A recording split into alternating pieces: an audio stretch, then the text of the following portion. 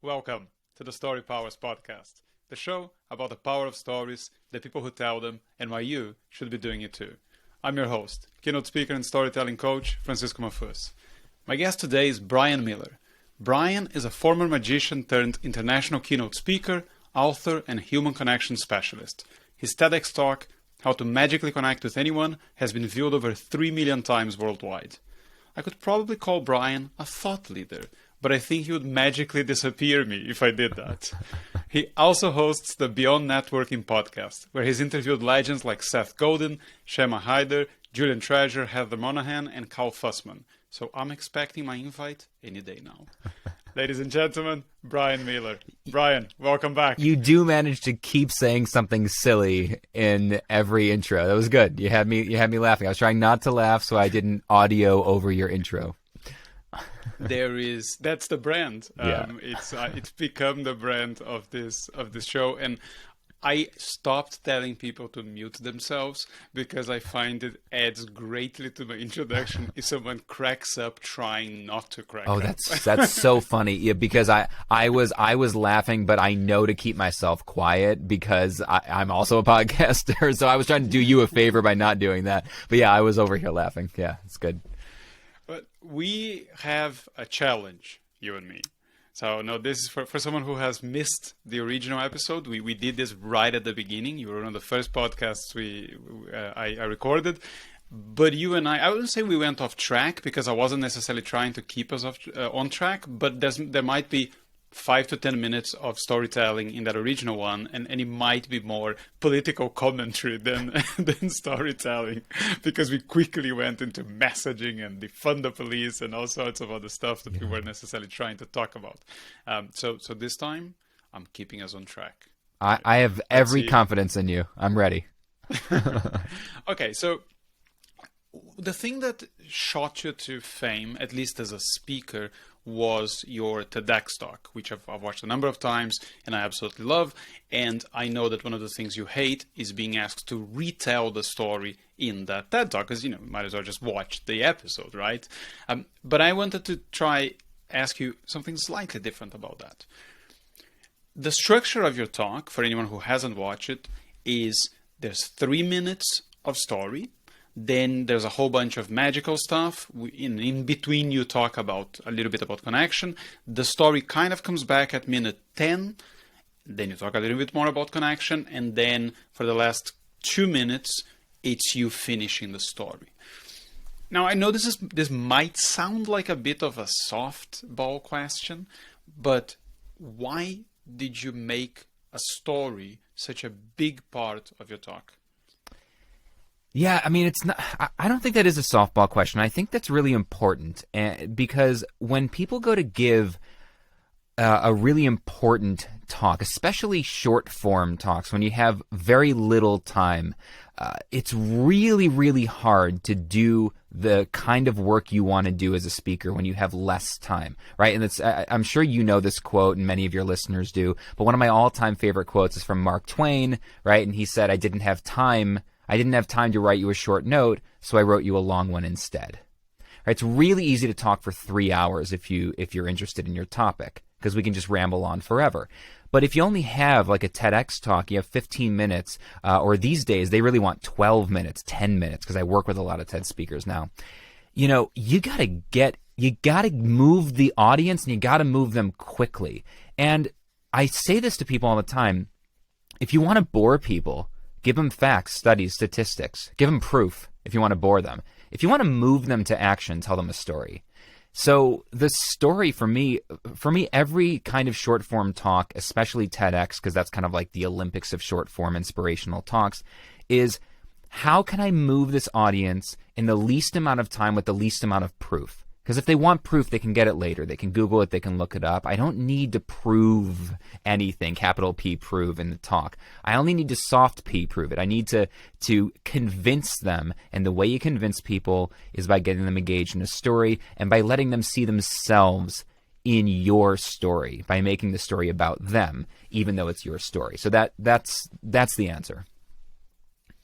Okay. So now I'm going to have a whole bunch of questions a bit later about story in general and how you use story both in your speaking and the blog and some other areas. But I wanted to talk to you about story very specifically with regards to magic. Sure. Now, that is a specific case because it's a talk. You were telling a story. It wasn't a magic show that you were doing. It was a talk.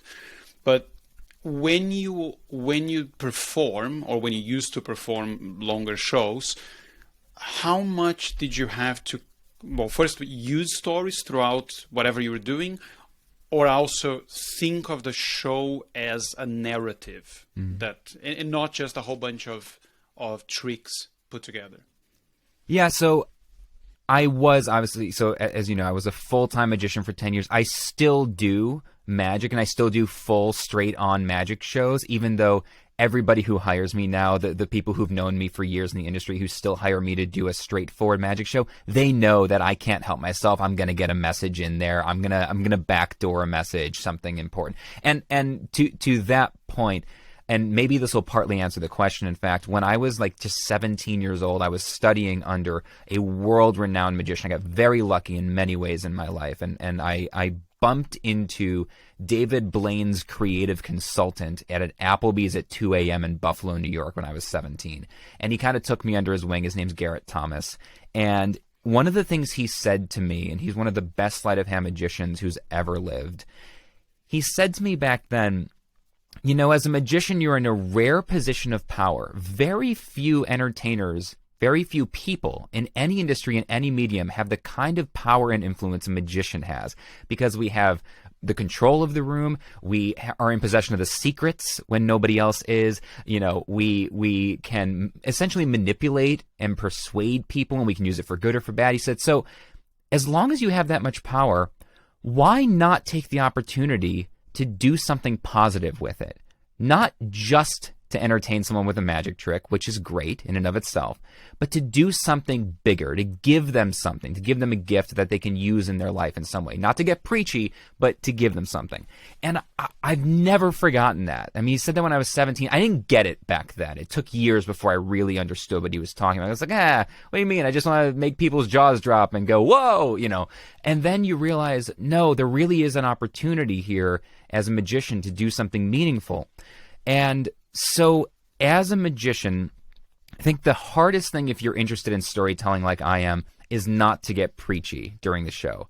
Because what people really want in a magic show is to see awesome magic, right? To laugh, to see some awesome magic, to see some crazy stuff, and then go on with their lives. That's what they came there for. So you can't get really deeply philosophical with them. You can't go into long-form storytelling unless you've really earned it. Right? I tell a 12-minute story to end my magic shows these days. I was doing it pre-COVID, and I'm still doing it in my virtual shows. But it's at the end of a 75-minute show. I've earned it by that point, right? At the beginning of the show, magic joke, magic joke, magic joke, right? You have to get them on board. So to the question of narrative, though, I always have a story in my head. My shows are themed, even if I don't always make that theme obvious to the audience. If I'm performing for, 14-year-olds, they don't need to hear a theme. They just want to see some cool magic. But for me, if I know what I'm trying to do via my magic, using magic as a vehicle for them, it still helps me deliver a better show, because then I can choose the tricks, choose the jokes, choose the transitions, choose the volunteers based on what I'm trying to at least subtly impart with my magic. Does that answer the question? Yes, but then my follow-up on to something you just said is the narrative more for you than for them? Well, I don't think so. I think it's for them, because I think that the only reason that I would do that is so that I'm delivering the experience that I want them to receive, right? That there's some kind of a gift, there's some kind of experience that I believe is for them. Otherwise, I just do tricks for myself in the mirror, right? So as long as I have an audience, everything I do is for them. And I think very critically about how every trick is going to sound or seem or look or feel. And that feel is really important, right? It's kind of the ineffable thing, that how do people feel when they're in your presence, whether it's a magic show or a conversation or a sales pitch or a podcast. And if there's a way that I'm trying to get them to feel, and this may be different for different audiences, right? I'm going for something different when it's a bar mitzvah than when I'm working for, a bunch of C-suite executives and everyone in between. But that narrative helps keep me on track because it becomes kind of my North Star, the way that, I teach TEDx speakers to craft their idea worth spreading before anything else. Like we can spend sessions, multiple hours just getting that one sentence down, because once you've got it, once you've got that narrative, that North Star, everything else falls into place. So yeah, I think it's for them, but it's my way of keeping me on track for what I'm trying to deliver for them, instead of just getting wrapped up in, I thought this trick was cool, I'm going to throw it into the show. Because that's really easy. There's lots of cool tricks that shouldn't be in my show. 12 minutes is pretty long for a story. I think even in a keynote, 12 minutes for one story, if you told it straight, would be on the longish side. Sure. What type of story is it, the one that you used to end the show? Yeah, and so here's where the word story becomes really interesting, because I think when people think of a story, they think of, once upon a time, right? And they think of this, I'm going to start when I was 5. I'm sure you and I have talked about this. An easy mistake to make, and I made it as an early podcaster, is to ask somebody for their story, right? Well, tell me your story. It's the worst question ever. It's the worst question. So what's your story, Brian? Right, because what people think when they hear story is start at 4 years old and get up until now, right? Well, that's not what I mean when I say story. So like the closing of my show is about balance, finding balance between work, life, and art. That's what the closing of my show is about. And it's a trick that I'm doing throughout the story. It takes 12 minutes to do this trick slowly. I could do the trick in 90 seconds, but I take 12 minutes to do it because I'm doing it slowly while I'm telling a story. And the story I tell is about the creator of Calvin and Hobbes, Bill Watterson, and the fight he had with his publishing company in the mid-90s. And that might not sound like anything interesting to end a magic show with, but if you've never heard that story, it's got everything you would want in a Hollywood drama, and it's got like intrigue, and it's got devastation, and it's got a silver lining, and it's all about balance and life and work and art, and it's what I want to leave my audiences with, feeling at the end of the show. I want them to walk out of my show not going, God, that guy was a great magician, or he was funny, or what a cool magic show. I want them to walk out inspired to make their lives better. Like, why not aspire to that? And I'm sure I don't always achieve it, but I think most of the time I do. And so it's not like I'm going, let me tell you the entire story of the legal battle Bill Watterson had. That's not what it is. I start in the middle, I tell them some stuff, then I back up, then I relate it to something that happened in my childhood. I relate it to something that they might have gone through. I go back to the story, I finish telling it, and while I'm doing it, I'm doing the magic trick. It's a piece that's taken years and years and hundreds of performances to get down. It was way too preachy at the beginning. And has it always been the same story? Yes. I crafted the trick and the story together. It was built together. I can't imagine telling that story with a different trick, and I can't imagine doing that trick without that story at this point. Yeah. A lot of the things that you just said that you don't do, I agree. A lot of people think that that's how you tell a story, and that's one of the reasons why a lot of people have a resistance to stories. But I think to anyone that has done a tiny bit of studying or practicing into the craft of storytelling, what you described there are some of the most basic rookie mistakes that people would ever make. It is let me tell you a story. One, you never announce it, because I tend to think that a story is in some ways like a guilty pleasure.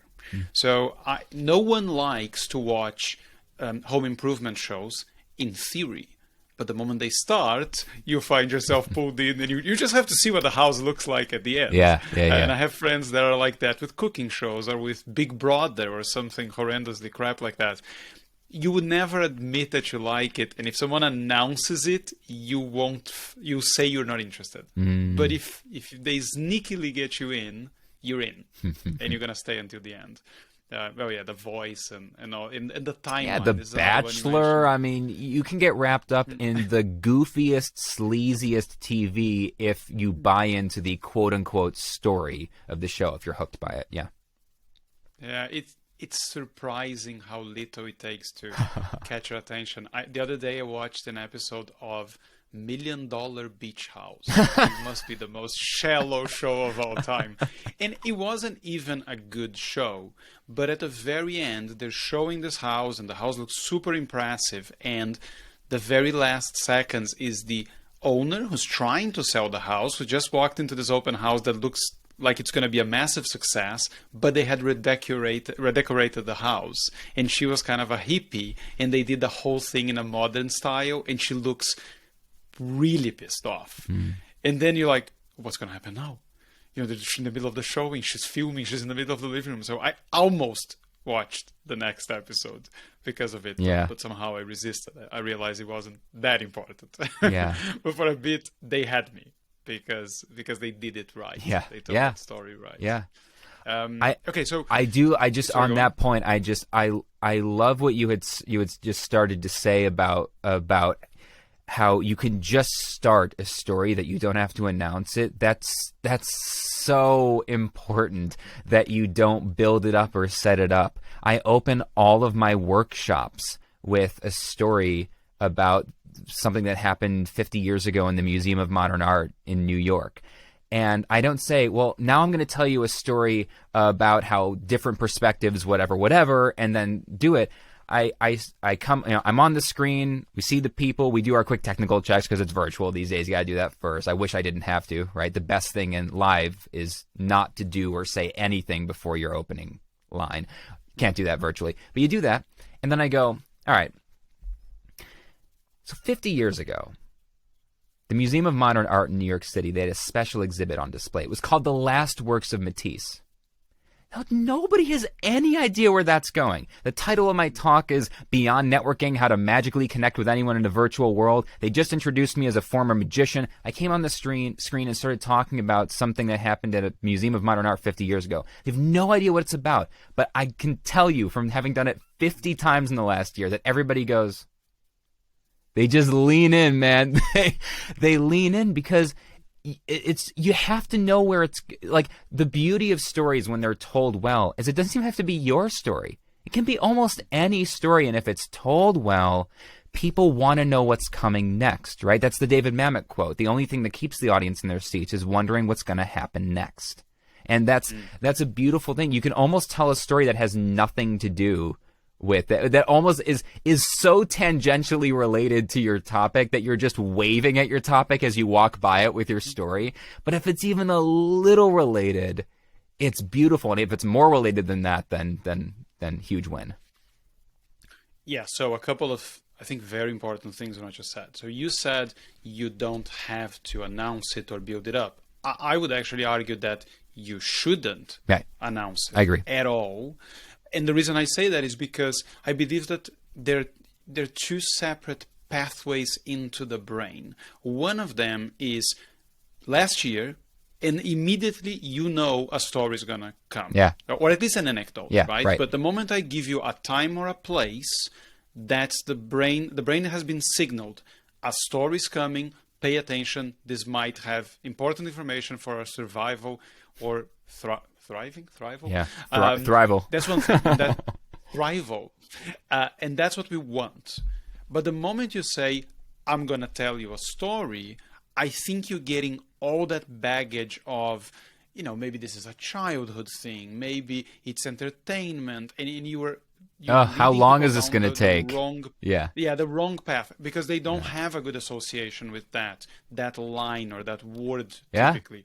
So I would never ever announce it. Never ever, like I said, just go straight in. Right. One of my mentors in magic, very very early, he said, never ask somebody if they want to see a magic trick. They're not qualified to answer. Yes, that's a very good point. The other thing you said, which I think is essential, is you said you can talk about something that has very little to do with your topic, and you can be massively entertaining, but obviously there is a huge risk there, is they are giving you their attention. If by the end of that 2 minutes or 3 minutes or 10 minutes, it's not clear 100% how that connects to whatever you dare to talk about, I think the audience will feel cheated. No doubt. And think, okay, well, yeah, it's a cheap trick. You're entertaining me to make yourself come across better. What I meant by that is, I think a lot of people, when they're trying to tell their stories, whether it's in their marketing or their website or their speeches, they get hung up because they're trying to find a story that 100% perfectly encapsulates the entire idea, makes the arguments, has the proof, that it's all in there. That's not the point of the story. The point of the story is to get the audience emotionally invested in the topic or the idea you're trying to get across. That's it. So you only have to like knock up against the idea. As far as I'm concerned, that the story has to get them to think about your big idea in a way that gets them interested, that gets them engaged, that gets them passionately involved, so that when you start to get into the stuff that you have to do, make the arguments, offer the studies, offer the proof, whatever it is, they're already in the right frame of mind, they're already invested, and they have this story to think back to as they're thinking through the examples and attach it to. The story is you get to hang your talk on the hook of the story. That's what it's for. Yeah, so another way I've described this in the past is, the story is not about what happens in the story. The story is about what the character or characters feel when those things happen. Right. And the point of connection you're looking for is, am I talking about a feeling that you can relate to? Because if I'm talking about a feeling, it doesn't matter if it's about Calvin and Hobbes, it doesn't matter if it's about Everest, it doesn't matter if it's about a blind guy in a restaurant. Challenges as a blind guy in a restaurant. And that feeling can be a super simple feeling. It's frustration, is achievement, is pain, is grief, is you trying to do something and not managing it. That's it. It's a story about, I'm not going to try and summarize that one because I haven't given this any thought actually, but most stories are generally about someone who wants more out of life. That's it. Yeah. It doesn't matter if they're an astronaut or if they're a spy or if they're just a parent or you or me. Overcoming obstacles, becoming a better version of yourself, getting more out of life. Yeah, I mean, there's really classic archetypal themes that have been around for thousands of years. They work because they're the human condition. Because you said people are looking for a story that, a story about exactly what they want to talk about, and that's the wrong approach.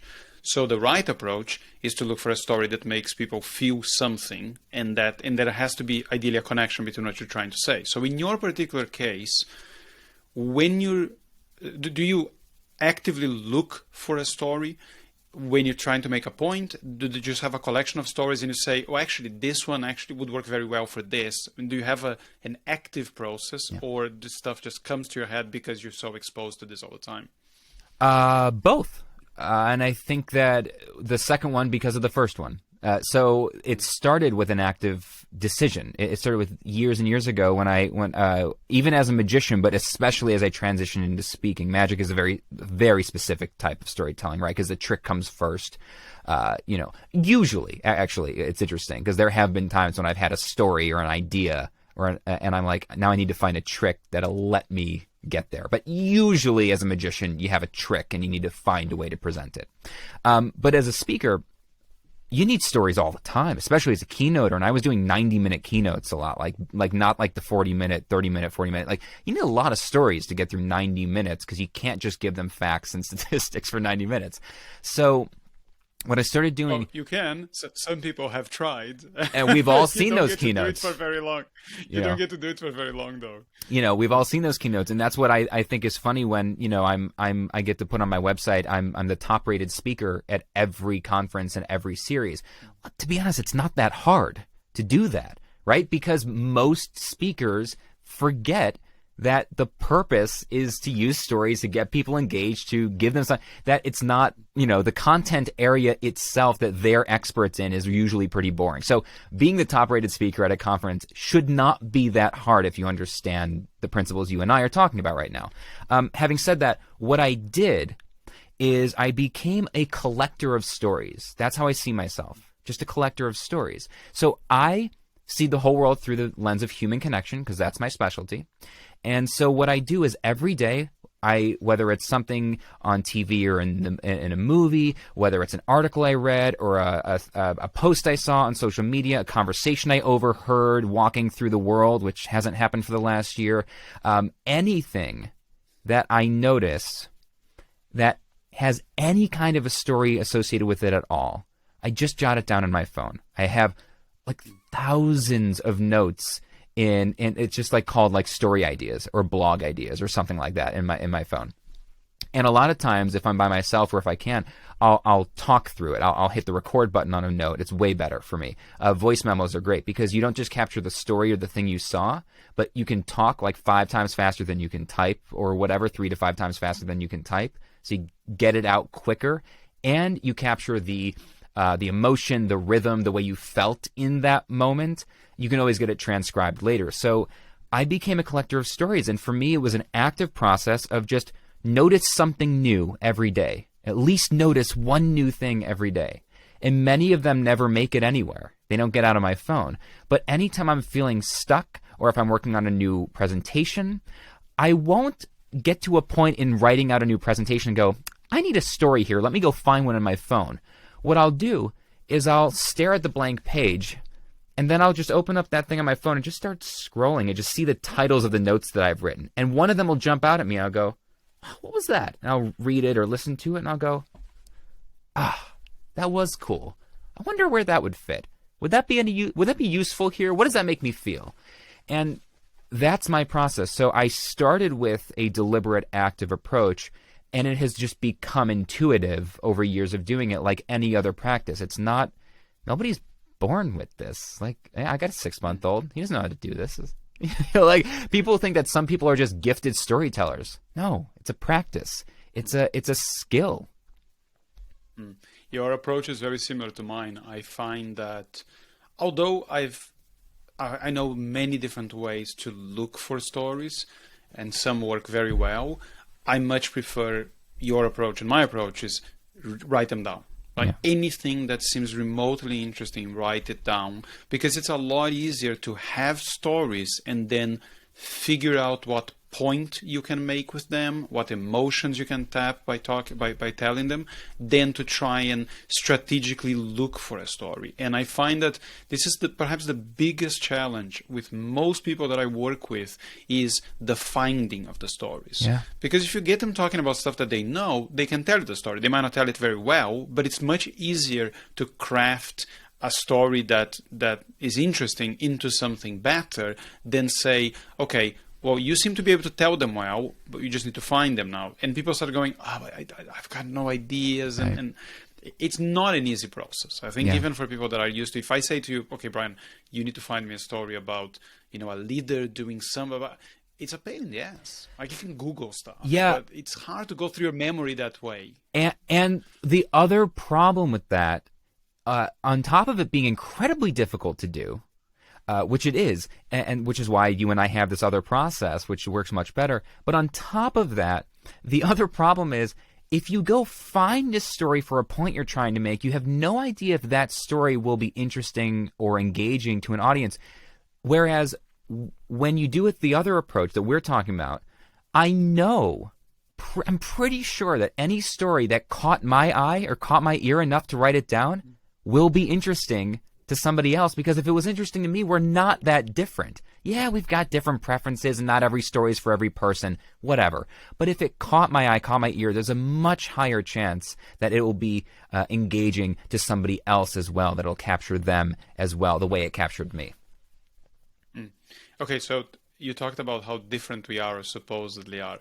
And there's one other question I had with regards to magic and how I've seen you describe magic. So I've seen you talk about magic, and I think what you said was that between the magician and the audience, you have to be different. Because if you know the same things, there is no possibility of magic. A magician doing to another magician that knows the trick, that there is nothing there. Right. So there is a clear difference, and I think your line was that you have to create connections, or you create connections with magic because of the differences and not in spite of the differences. I heard that and I thought, that's interesting, because to me that sounds like the opposite starting point into story, because stories are, we're not different, or at least you're believing that we're not different, and you're going to use a story to highlight that we're not different, to find that point of connection. And I think at the end, you still get to that point, to that shared space with magic, but they are different starting points, I think, or they can be. Yeah, I mean, you know, it's interesting. The reason that I talk about it like that, so from the context of magic, right, as you said, if I'm trying to do magic for another magician, they know all the same stuff I do. I can't do magic for them. I can't inspire them, create wonder for them. I can't do any of that because they know exactly what I know, which means magic literally doesn't work for them.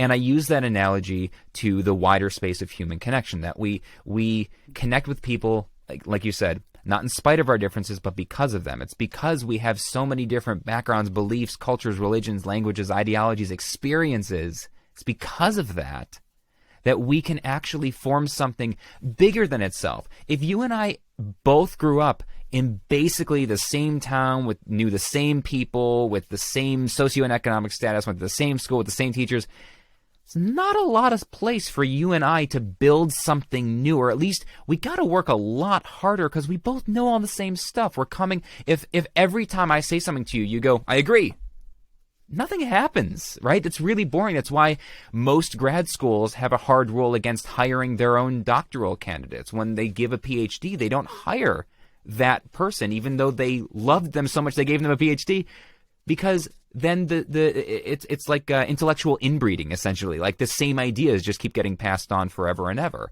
And so you need to have somebody who got a PhD go to some other university where they have different ideas, who never would have approved that thesis, because that's where new ideas come from.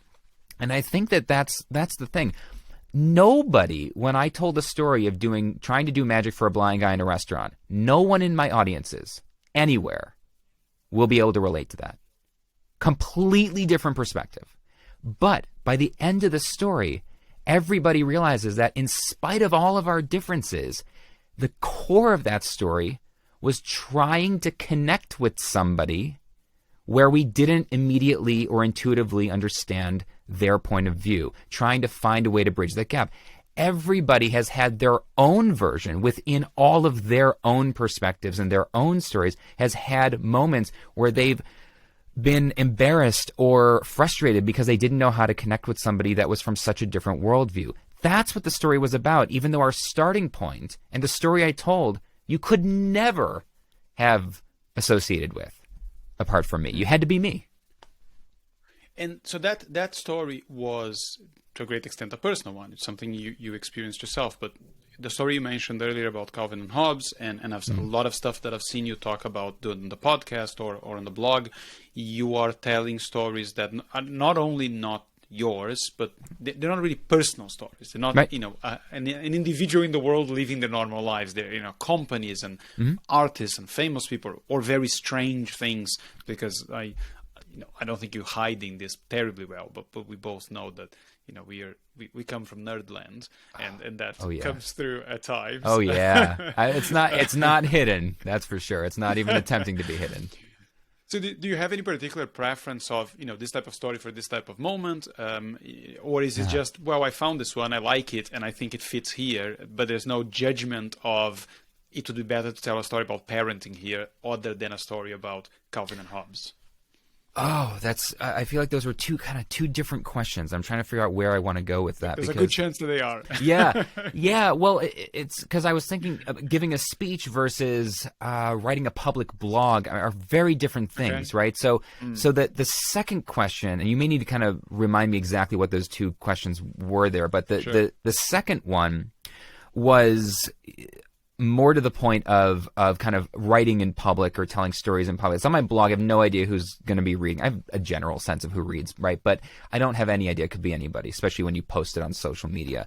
There, I spend a lot more time telling, like you said, either stories of companies or historical events or something weird I read about that happened once, something I overheard, something like that, something that's a little bit less personal, because you don't have to know me then. You could have never heard me. Maybe you comment on one of them, so the people that follow you on LinkedIn then see it. So, and if it's really about me and my story, it's going to be much harder for, twice removed, 3 times removed people to get into my work.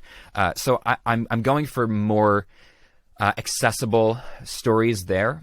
When I'm on stage, when I'm the speaker that the audience is there for, I'm mostly going to tell personal stories, but not always. And I think the best way to explain this, can I talk a little bit about the process I actually teach for giving TEDx talks? Because I don't think you'll have heard this before. This is it's kind of quote proprietary in terms of this is like my approach. So there's 2 different kinds of stories that I have pretty much all my speakers tell in their TEDx talk: the personal story and the non-personal story. Now, the thing is this. The personal story, the one that's about you, the hero's journey you're going to tell about yourself, is how you get the audience to be emotionally invested in who you are and to get them to understand why you're the one worth listening to about this topic, right? So you're going to structure, and this is usually the cold open in a TEDx talk, the opening story. It gets the audience to know who you are, what you've gone through, to care about you, be invested in you, and believe that you're worth listening to on this topic. That's where you're the hero of the story. You are the hero of your story. But the audience has to be the hero of your talk, right? Does the difference make sense there? You're the hero of your story, but the audience has to be the hero of your talk. A lot of people have trouble with that. They go, well, how do I do those 2 things at the same time? And I call this the nested approach, that you're going to imagine 2 concentric circles. The inner circle is your story, where you're the hero of your story. The outer circle, we nest that story within the full talk, where the story of the full talk makes the audience the hero. And so what your story does is get them to understand you as the mentor figure, the Yoda figure, right? The guide, right? Which you and I both know from classical storytelling. And then you structure the entire talk where you're just the mentor part of it. You structure the whole talk around making the audience the hero. And that, when you expand from that out to the wider talk, is when you need to shift from personal story to other types of stories, especially if you don't know there's lots of different perspectives in the audience. Even if I'm speaking to one company's one department, still different backgrounds, belief systems, experiences. So I'm going to go for a few different types of anecdotes or stories there, kind of shotgun approach, to make sure that anybody who's listening can see themselves as the hero of the talk after I've used my story to get them invested in it. Yes, one way I've explained what you just described is that storytelling, when you're outside of a personal context, you're not telling a story to your friends, you're not telling a story to your family. If you're telling it in a business context or in a public speaking context, that storytelling needs to be intentional, or it needs to be strategic. So what are you trying to do with that story? Right. So I want the audience to like me and to think I'm credible to talk about this. Right.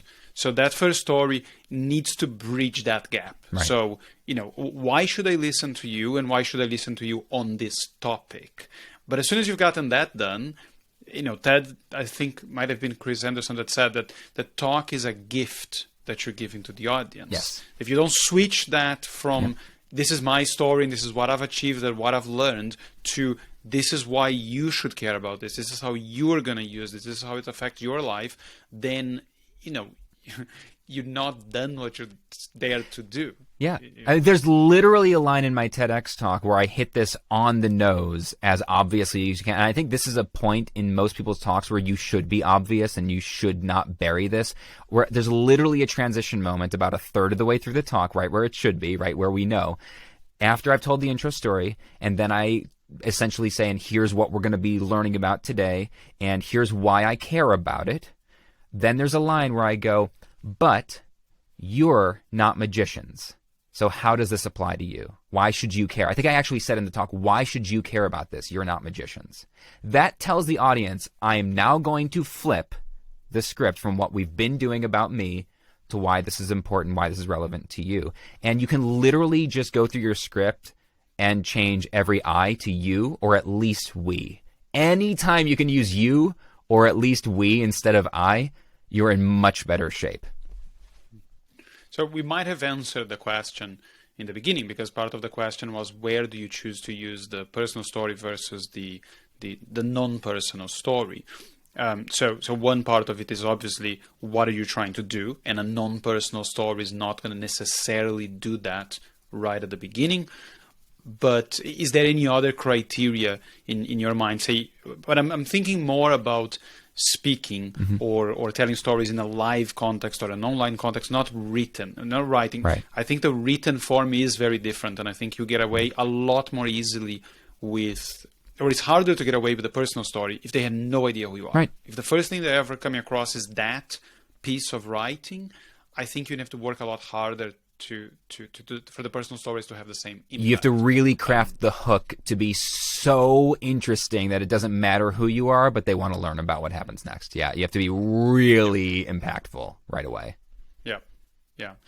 Well, it's interesting because when you were talking about when you use them, and I think I hadn't thought of it this way, but I think the medium where we would have evolved to connect seems to give itself more easily to the personal story, because that's what we would have done, right? We would have been telling personal stories, whereas a medium that is arguably colder, like writing, doesn't as much. I mean, eventually can. Plenty of people tell personal stories in writing, but if you have no picture that goes with it, there's no video that goes with it, there's nothing. It's just the words. Yeah, and that's when, if you're writing a blog or something on a regular basis, that's where I feel like you can tell. I don't know exactly how often I do it. I don't track that, as you know from our personal conversations. I don't care about metrics at all. I don't check stats or analytics. I just do my work. But I think I probably tell a personal story for every 6 or 7 blogs. About once every 5 or 6 blogs, maybe, I tell a personal story. The rest of them are all the stories of other things, and then just me relating human connection to that in some way, drawing a point out of it. And that's just the way that I write blogs. But I think that if people get really into it, the people that read every week, once in a while, they do want to know more about you. That's how they're building a deeper relationship with you. But you're probably not going to capture new people with the personal story in a blog. Whereas on stage, I'm all you got. You're in the audience. I got the mic. The lights are on me. And if you're going to sit with me for the next hour, you need to care about me. Or they're, or you're going to tune out and you're going to be bored. So it's not just for me as a storyteller. Again, to the very beginning of this conversation, it's for them. I need to open with a personal story because they need to care about me, or at least believe, like you said, that I'm credible, that I'm trustworthy to listen to for an hour or 90 minutes. It's a huge ask. Yeah, and something else that I think is important for a lot of people to understand when it comes to the personal versus non-personal is that depending on the context, maybe all you need is the personal stories. For example, if you are promoting yourself as, or supposedly you are an expert, then you can have a whole bunch of stories of you doing the work where you're supposedly an expert on. You don't necessarily need to talk about a whole bunch of other companies that have done that. But if you're trying to sell an idea, so for example, if I'm talking about storytelling, which is what I talk about, me telling personal stories so I can prove that I'm a good storyteller does a tiny bit. But if I can never tell stories of how other people and how other companies have used storytelling successfully, then I'm not getting my point across necessarily. Yeah. If I'm trying to convince an organization there is value in this, and this is not just me telling you that, I need stories that are not my stories that show that works. So in my case, it's storytelling is the thing I'm trying to convince you of that there's value, and not the way I convince you that it has value. Yeah, and that just made me think of, that just jogged my memory of exactly where personal stories don't work, or don't work as well as what you just said, which is telling other people's stories, which is the world of, It's like the MLM world of online coaches and Facebook ads. That world where every single online coach, and I believe in coaching, I have coaches and all that stuff, but that's not the kind of coaching I'm talking about. I'm talking about the coaches who coach coaches to coach coaches to coach coaches, right? It's turtles all the way down problem. That nobody's doing any real work. It's an MLM. So when you see those Facebook ads, the coach is always telling you this story about how they never used to be able to get clients and they never used to be able to sell their courses until they finally cracked the code. And then they tell you this whole thing, and then they made $1 billion in 2 months, and they did it without ads, even though you're watching an ad about it. And they did it without ads. And then here, sign up for my masterclass at the end. And if you've ever done this, and I do it on every one of them because it's a fun thing I do, if you've ever commented on any of those ads and asked the person, hey, before your business was coaching coaches, what did you do? What business did you have successfully that you used this formula, that you used this process for? And then they block you. That's what happens every time. And the reason they block you is because they only have a personal story of it working for them, selling you the thing that they're selling you right now. They don't have stories of how they helped their client learn this process to sell cat pajamas, in Mexico. You know what I mean? Like, they don't have... Of all the things you could have gone for. I don't know. Mexico. I was reaching. But, if you're going to sell me on why this process works for whatever, you got to tell me about other people who've done it in lots of varied industries. Otherwise, if it only worked for you selling me the thing that you're selling me right now, that's not helpful. That's where the personal story breaks down, and where what you do is so effective on LinkedIn. You prove that you know what you're doing with storytelling by telling other people's stories so well. It's really effective. Thank you for that. And because I know we're coming up to the end of our time, I wanted to just run an idea by you, which we're not going to have time to get into properly. But you were talking earlier about how we can give people facts and statements, and these things don't work. I've said this a ton of times. It just doesn't do what you think it does. It makes you sound grown up, supposedly, but that's not how human beings actually communicate. Yeah. That's not how you get ideas across and inspire people to action. And I got taken back to when I was younger, and we didn't have access to the music that we have now. So I was just at the end of vinyl, but I still got cassette tapes, and then I got the CDs. And I didn't have much money growing up, and they were expensive, in Brazil at least. So you would buy one, and you now felt stuck with this thing for the next at least weeks, maybe months, and you would listen to it. But more important than listening to it over and over is that you would listen to the whole thing.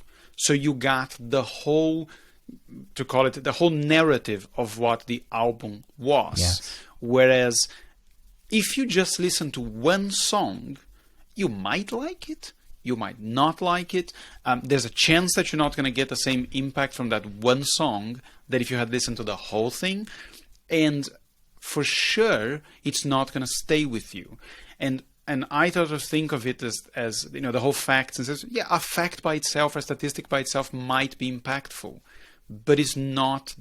That wasn't designed that way. Yeah. So it works in spite of how you're accessing that information, but it's not because of it. That's not how music was meant to work. I wholeheartedly agree.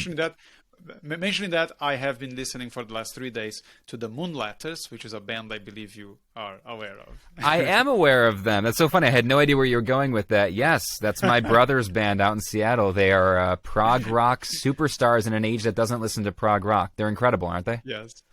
They're very good. Yeah. And prog rock is not even my thing. Well, it's not mine either. I would never listen to it if it wasn't my brother. But I mean, they're prodigies over there in the wrong era. Between the Moonlatters and Asker's Enigma, that's the prog rock that I've gotten in touch with. Well, mine is very basic compared to my brother's. But to that point, though, it's so funny because you and I are just so similar. Because I last year, maybe the year before, I wrote a blog. It's one of my favorite blogs I ever wrote, and it was very, very short. It was called Vinyl Communication, and it was literally exactly about that. It was a blog I wrote about getting into vinyl for the first time pretty much ever in my life. It's like when I was little, I wasn't into vinyl. It was just music, right? So like I got into vinyl a year or two ago, and the best thing about getting into vinyl is what you said, which is I'm literally discovering stuff about albums I've heard all my life, thousands of times, that I never, because there's songs, I just skip them. Songs I just skip. Well, you can't skip the song. So not only do you have to listen to the songs that even you think you don't like, and it turns out I actually do like these when I'm forced to listen to it, and that I'm forced to listen to it in the context the artist originally intended. With what you just said, which is, if I opened my magic shows with the Calvin and Hobbes story, everybody would fall asleep. It's too much. It's too heavy. It doesn't have context. You don't get what I'm all about yet. But when it comes at the end, where you've gone through the whole show, we've gone through a kind of a narrative arc together via magic tricks, via laughter, via something very kind of superficial, but we've gone through an arc. You've got a sense for it, even with my little one-liners here and there of who I am and what I stand for. By the time I get there, it's a pin drop, and they'll give me 12 minutes of undivided attention to tell a story.